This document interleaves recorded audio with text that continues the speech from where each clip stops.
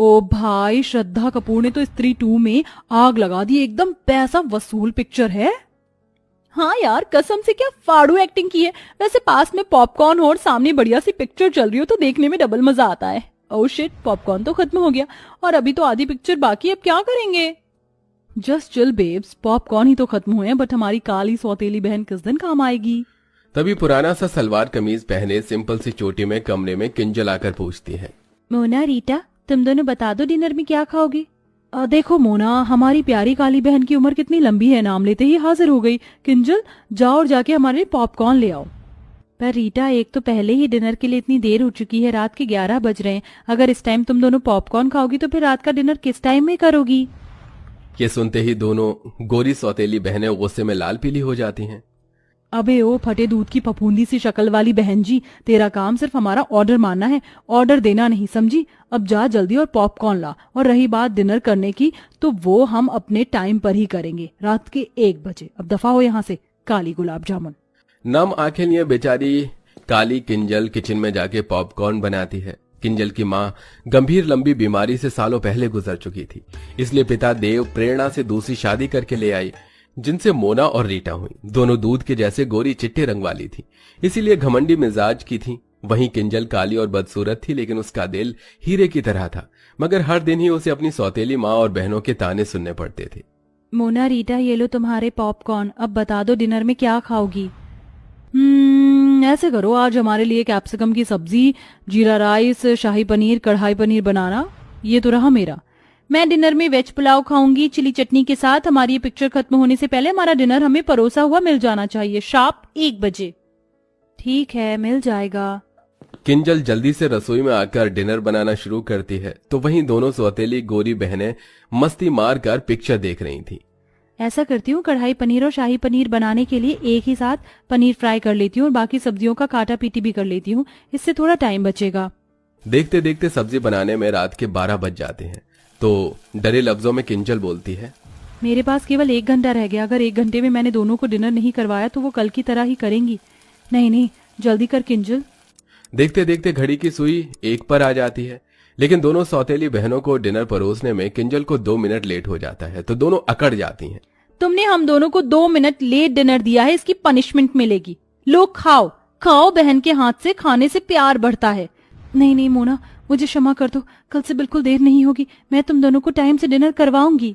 बोलते बोलते किंजल की आंखों से डर के मारे आंसू छलक पड़ते हैं। मैंने कहा खाओ। मोना भाप निकलता खाना उसे खिला देती है। खाना काफी ज्यादा गर्म होने की वजह से बेचारी किंजल का मुंह जल जाता है। फिर मोना रीटा डिनर करते करते रात के 1 से 2 बजा देती हैं। किंजल झूठी प्लेट उठाकर किचन में आ जाती है और बिलख बिलख कर रोने लगती है। हे भगवान, तूने मुझे कैसी जिंदगी दे दी है, अपने घर में मैं नौकरानी हूँ। रोते रोते वो किचन में ही चटाई डालकर सो जाती है। तभी सुबह के 5 बजते माँ प्रेरणा किचन में धमक पड़ती है और लात मारकर जगाती है। अरे ओ काली कलूटन, चलो जल्दी से। लेकिन जब किंजल नहीं जागती तो मोना रीटा भरी बाल्टी का पानी डाल देती हैं, जिससे वो घबरा कर उठ जाती है। हे भगवान जी, ये मुझ पर पानी किसने डाला? ये शुभ काम हमने किया है। मोना रीटा, ये क्या बदसलूकी है, किसी सोते हुए इंसान के साथ इस तरह से पेश आना, जबकि तुम दोनों ने देखा था कि रात को मैंने तुम दोनों को 1 बजे डिनर करवाया था। उसके बाद सोते सोते मुझे 2-3 बज गए थे। ये सुनते ही प्रेरणा अपनी गोरी सुंदर बेटियों की साइड लेते हुए बोलती है, अरे ओ कोयला खादान, मैं देख रही हूँ कि तेरी ये कैची जैसी काली जुबान कुछ ज्यादा ही चलने लगी है। उठ और नाश्ता बना, समझ गई? जी माँ। आधी अधूरी नींद में ही बेचारी किंजल उन्हें नाश्ता करवाती है और फिर पूरे घर में झाड़ू पोछा लगाती है। तभी पिता देव घर लौट आता है, तो दोनों सौतेली बहनों की शक्लें बन जाती हैं। आगे पिताजी, अब शुरू हो जाएगा दोनों बाप बेटी का मेलो ड्रामा। किंजल बेटी, तू क्यों पोछा लगा रही है?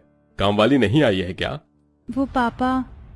तभी बात काटती हुई प्रेरणा बीच में बोलती है, अरे देव जी, वो आज ना तुलसी की तबीयत ढीली हो गई थी, इसलिए आई नहीं। मैंने तो बोला था किंजल को कि मैं कर लूंगी, ला दे मेरी बच्ची, तू नाश्ता कर। वैसे आप ऐसे अचानक से कैसे आ गए? कोई खबर भी नहीं दी, ना कोई फोन कॉल किया।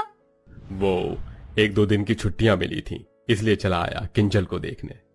पापा, आपको तो किंजल दीदी के अलावा हम दोनों दिखते नहीं, थोड़ा प्यार हमें भी दे दीजिए। आफ्टर ऑल हम आपकी बेटी हैं। हाँ जानता हूँ। देव अक्सर काम के सिलसिले में महीने महीने बाहर रहता था, इसलिए उसे इस बात की कानों कान खबर नहीं थी कि उसकी दोनों सौतेली बेटियों ने किंजल को नौकर बनाकर रखा था। वो हर महीने खाना बनाने वाली और 3 टाइम के बर्तन मांजने वाली के पैसे भिजवाता, जिसे प्रेरणा बेटियों में उड़ा देती थी। लगभग 2 दिन बाद देव वापस लौट गया और फिर से सब वही शुरू हो गया। इसी तरह दिन गुजरने लगे और अब किंजल के कॉलेज के फाइनल वर्ष की परीक्षा शुरू होने वाली थी। इसलिए वो अपनी दोनों सौतेली बहनों के पास आकर बोलती है, मोना रीटा, आज से तुम दोनों डिनर 9-10 बजे तक कर लेना प्लीज। तो आंखें चढ़ाकर दोनों ने ठाए से कहा, मगर वो क्यों भला? क्योंकि कल से मेरी परीक्षा शुरू हो रही है तो मुझको पढ़ाई भी करना है। क्यों रे जली भरते की शक्ल वाली, तुझे क्या लगता कि तू पढ़ लिख कर कलेक्टर बन जाएगी? बेलिनी तुझे रोटियां आई हैं। हम अपना रूटीन नहीं बदलेंगे। हम रात के 1 बजे डिनर करती थी और 1 बजे ही करेंगे, समझ गई? दोनों का फैसला सुनकर मायूस मन से किंजल उन्हें 1 बजे रात में डिनर करवाती है और बाकी टाइम घर के कामों में उलझ कर रह जाती थी। एक दिन जब वो रात के डिनर के लिए दोनों से पूछने आती है तो दोनों शॉर्ट सा गाउन पहने मेकअप में लगी पड़ी थी। मोना रीटा, तुम दोनों कहीं जा रही हो क्या? हाँ, आज हम दोनों पार्टी करने जा रही हैं। अच्छा, तो फिर तुम दोनों खाना तो वहीं से खाकर आओगी ना? तो फिर मैं रात का डिनर रहने देती हूँ। अच्छा जी, क्यों री काली भैंसिया, तुझे क्या लगता है हम तुझे आराम फरमाने देंगे? चुपचाप से हमारा डिनर बनाकर तैयार रखना। आज डिनर में हम आलू गोभी, मिक्स वेज, लच्छा पराठा खाएंगी। जानबूझकर दोनों लंबी चौड़ी लिस्ट देती हैं। तभी वो मायूसी से बोलती है, इतना खाना बहुत ज्यादा नहीं हो जाएगा डिनर के हिसाब से? कुछ ज्यादा नहीं होगा, तू बना देना बस। दोनों ऑर्डर झाड़कर चली जाती हैं। किंजल सारा डिनर तैयार कर देती है, लेकिन दोनों बहनें पार्टी में से फुल पेट खा पी कर आती हैं, जिस वजह से रात का डिनर नहीं खाती। इसलिए अगले दिन खाना बच जाता है तो प्रेरणा किंजल पर आग बबूला हो जाती है। किंजल, अरे ओ किंजल, अरे ओ काली भैंसिया कहाँ है? किंजल डरते हुए प्रेरणा के आगे हाजिर होती है। जी माँ, बुलाया आपने? क्यों री, ये सब क्या है? रात को क्या पूरे मोहल्ले को दावत करवानी थी? कितना खाना बनाया था जो सारा बच गया। ये भरे पतीले के पुलाव, पता है ये चावल कितने महंगे आते हैं? और तू मजे से बना बना कर फेंक रही है। माँ, मेरी इसमें कोई गलती नहीं है। मोना और रीटा ने कहा था बनाने को और दोनों कल बाहर से ही खाकर आई थी तो डिनर नहीं किया। ये सुनकर दोनों सौतेली बहन शातिर तरीके से सारी बात उस बेचारी पर ही थोप देती हैं।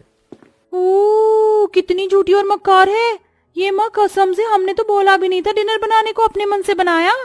ये सुनकर प्रेरणा किंजल को बहुत पीटती है। माँ, मत मारो ना माँ। बहुत चर्बी बढ़ गई है तुझको शाही पकवान खाकर। आज से तेरा खाना बंद, अब केवल तुझको सूखी रोटी मिलेगी बस। इस तरह गलती न होने के बाद भी अब किंजल सारा दिन किसी कोल्हू के बैल की तरह काम करती और दोनों सौतेली बहनों को उनके मन मुताबिक रात के 1 बजे डिनर करवाती, जिससे उसका शरीर बहुत ही कमजोर पड़ जाता है। अरे ओ बहन जी, ये कैसी काली दाल बनाई है तूने, अपनी सूरत के जैसी। अब कौन खाएगा इसको? सब्जी भी एकदम बीमारों वाली बनाई है। रुक जा तू। गुस्से में मोना उसके बाल पकड़ लेती है, जिससे वो चक्कर खाकर बेहोश हो जाती है। उसी टाइम आधी रात को पिता देव घर लौट आता है और बेटी की बिगड़ी हालत देखकर आपा खो देता है। किंजल बिटिया उठना, आखिर तुम दोनों ने क्या किया है इसके साथ? देव डॉक्टर को बुलाता है। जहां एक तरफ डॉक्टर उसकी जांच पड़ताल करते हैं तो वहीं दोनों सौतेली बहनों की आंत सूखी जा रही थी। देखिए, इनके शरीर में बहुत सारे पोषक तत्वों की कमी है। इन्होंने काफी दिन से सही ढंग से खाया पिया नहीं है और इन्हें नींद की भी शिकायत है। इनको भरपूर नींद और अच्छे खान पान की जरूरत है। तभी किंजल को होश आ जाता है। दोनों बहनों को पसीने छूटने लगते हैं। अब तो ये पिताजी के आगे सब बोल देगी, हमारी वाट लगा देगी कि हम इससे रात के 1 बजे डिनर बनवाते हैं। लेकिन किंजल कुछ भी नहीं बोलती, जिससे दोनों घमंडी बहनों का स्वभाव बदल जाता है और वो रोते हुए कहती हैं, आई एम सॉरी किंजल, हम दोनों को माफ कर दो। हमने तुम्हें आधी आधी रात को डिनर बनवाने के लिए मजबूर किया। किंजल दोनों को माफ कर देती है और अंत में दोनों बहनें उसका अच्छे से ख्याल रखती हैं। साथ ही उनकी बुरी लत जो रात के 1 बजे डिनर करने की थी वो भी खत्म हो जाती है।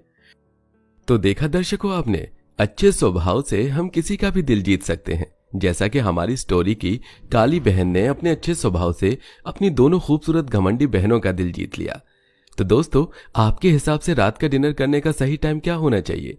कमेंट बॉक्स में जरूर बताइएगा। साथ ही आपको हमारी ये कहानी कैसी लगी हमें ये भी बताइए।